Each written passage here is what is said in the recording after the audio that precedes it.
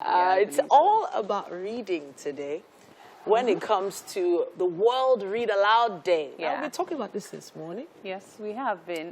We're excited about it. And to discuss this even further is a radio presenter, author, and co-founder, as well as chief officer at Readland. We're talking about Temi Adeshina. Great to have you on the show. Yeah. Thank you so much. Thank you for having me again.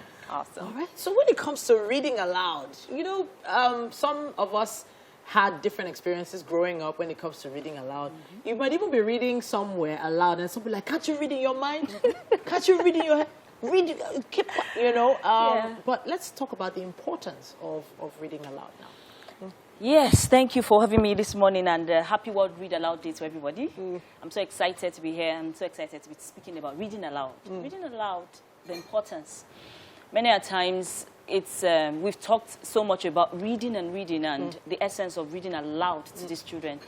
We've not really hammered on the importance of it. Okay. Now, reading to some children, or reading generally, children at times feel that, especially for those that don't like reading, reading to them can be like a locked building. It's a building, you don't have a locked building, they don't have the right key, they don't have the right code. Okay. They don't have the right experience to even go into the building. Okay. So reading aloud is so important in that you want to give your child the right key to that locked building. You need to create the right experience. You need to create the right environment. You need to create the right atmosphere for them to ask questions. Okay. Good readers, while they're reading, you learn to ponder. Let them ask questions. Every book a child picks, or anyone picks, should affect you. In fact, I believe books are very transformational. Okay. So once you get to that level of reading and they can't experience or be transformed by it, you need to read aloud to them. Okay, so now the parents, it becomes the parents' responsibility, yeah? Really, and any adult in their life. Now, many parents are so busy and they don't even have time to read aloud to them. But if they can just help these children develop or enter into the magical world of that locked building, that there's a party inside every book. I tell you something, it doesn't matter what the voice of the author is, but there's a party inside every book, and you allow every child, give them the right key or the right code to be able to decode these words. Decode, no matter how hard or how complex a book is, there's every code that an adult can help a child decode. All right. No matter how hard it is. So when we talk about reading aloud, some children lack confidence. Okay. It might not be because they don't know how to read. It might be because maybe they're shy or they've been told off before. How can you help such children rebuild that confidence to be able to say, you know what, I can read in a room full of people and I don't care what happens, whether I mix words up or stuff. Yeah, so one of the ways to help a child develop that is, it doesn't matter how they read it, tell them they are able, tell them they are enough. Affirm to them always, telling them that you are enough. It doesn't matter what you read, you stutter over your words. It doesn't matter how hard or the next person sitting beside you or your friend reads better than you. You are enough. You are created in God's image. He has put everything you need on the inside of you. So it's okay to know that you can stutter over words. But you know what? You don't remain like that. You improve every time. Now, many of us too had the same difficulties while growing. It's not as if everything has been, wow, like that. But it's someone along the way, a teacher, a friend, a parent, a neighbor's mom that you were looking up to, helped you develop this confidence that I can pick up a book and I can read to the whole room full of people. And it doesn't matter if I stutter over words. I can get it. My younger son, I remember, I cannot remember. My first daughter has always been that Stella. She's been very good in everything. Very good. A+ and all that. But when it got to the turn of my son at 8, 7, when we tell him to read the Bible in the mornings, he couldn't string even words together. You know, and I'm like, where is this coming from? What we just made him do was like every day we had to pick a book. Okay, now let's read together. Oh, we had to tell him, oh, these words are together.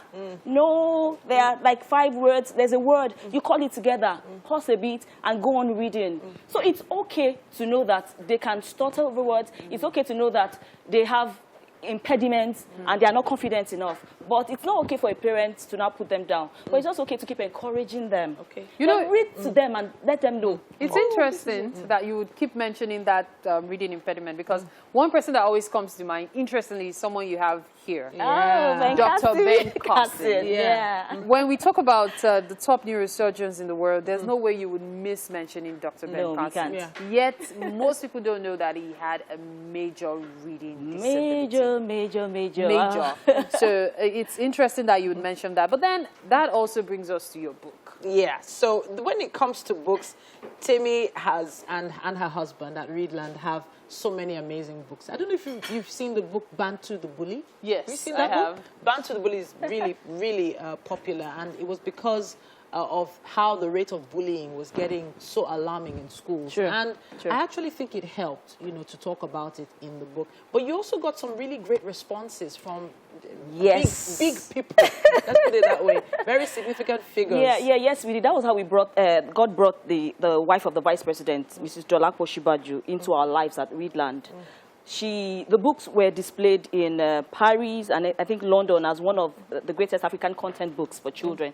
And she fell in love with it and just suddenly got a call from Asurok telling us to come for a meeting on our bookshelf project. Thank God, till date, Mrs. Dolapo Shibaju pays our librarian at the Readland Agege Community Library Center. Till date, that's been like 3-4 years now. And so when we get children from the community coming in to read, and from that center we've had autistic children, I can tell you, they've been healed of their impediment via Read Aloud. This Read Aloud was done for them back to back every week, back to back every month. Children pouring in from all over, like 1,000 children every month, just coming to read a book.